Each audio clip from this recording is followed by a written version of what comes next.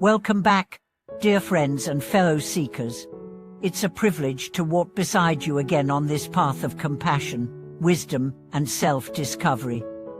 If this is your first time visiting, welcome to a space where stories awaken the heart, and truth becomes our shared language. Please subscribe, turn on the bell, and join our growing community of mindful souls. Today, I want to share with you a tale that transcends time, a true story of sacrifice so pure, it shook an entire dynasty. It is not a legend created for glory, but a living echo of the power that one awakened soul can wield when aligned with compassion and unwavering faith. This is the story of a monk who gave his life so that thousands might live, and in doing so, he reminded a nation that spiritual power is not measured by robes or rituals, but by the heart's willingness to give everything, expecting nothing in return. The monk's name was not inscribed on palace walls. He held no official title, wielded no weapon. His temple was simple, his robes worn, his meals meager. And yet, in a time of chaos, when death loomed and despair covered the land, it was this nameless monk who became the light for thousands lost in darkness. The setting was a time of plague. A mysterious illness swept through the countryside, sparing neither the rich nor poor. Entire villages fell silent, fear grew like wildfire. Officials locked down towns, doctors fled. The emperor himself retreated behind sealed doors.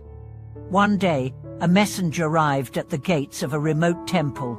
The people of Xi'an province are dying. No one dares enter, the sick cry out. Children lie beside their dead parents. We need help. The head monk, aged and frail, bowed his head in sorrow. Many whispered, "What can we do? We are not healers." Some suggested prayers. Others said, "We must stay safe." But one monk stepped forward, young, humble, quiet. "I will go," he said. They tried to stop him. "You will die," they said.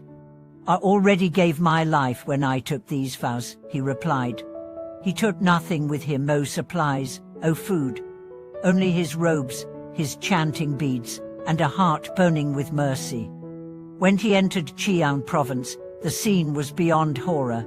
Bodies lay unburied. Survivors screamed for help. The stench of death clung to the air. And yet, the monk walked calmly through the streets, chanting the name of the Buddha with every stare. He washed the sick. He fed those too weak to move. He sang songs to children who had seen too much. He whispered prayers into the ears of the dying, reminding them they were not alone. At first, the villagers were stunned. "Why are you here?" they asked. "To remind you that you are still human," he answered. Over weeks, others came. Inspired by his fearlessness, farmers brought food. Nurses returned. Even doctors who had fled came back. The dying were tended to. The dead were buried with dignity. The plague did not end overnight, but the despair did.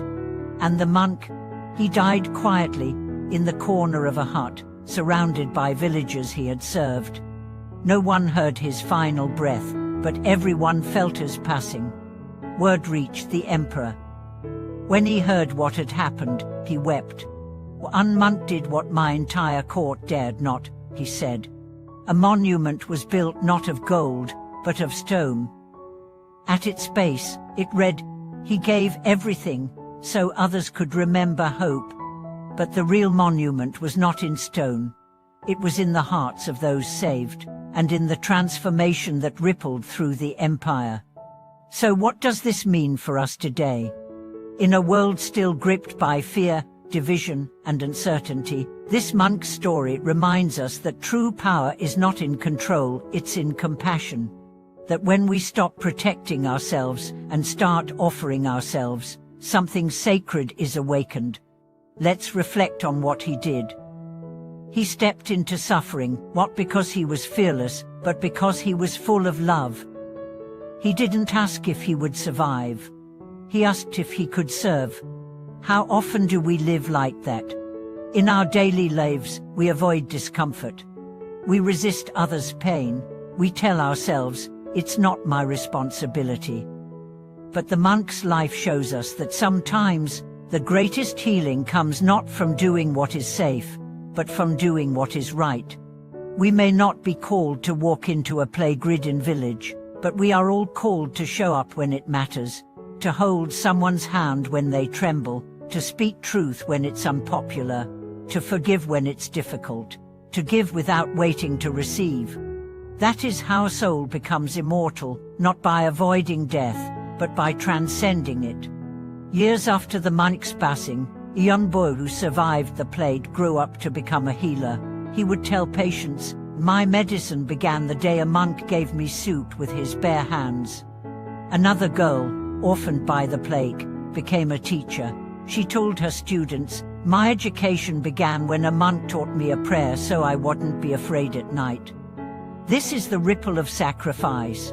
It spreads quietly. It moves in silence, but it endures. Now I want to ask you, what is the gift you're holding back? What is the love you've been too afraid to give? Who are the people waiting for your courage? You don't need to be a monk. You don't need to wear robes or no chants. You just need a heart that says, "Yes, I will go. Yes, I will help." Because in every age, the world needs those who dare to care. And if enough of us live like this monk, quietly, bravely, without applause, then maybe, just maybe, the world will remember what it means to be human again. Thank you for watching this video. If this story moved you, share it. Let others feel what you felt. Leave a comment below with your thoughts, your tears, your hopes. Like, subscribe, and let's continue to walk this path of awakening together. Until next time, be the light that enters the darkest places.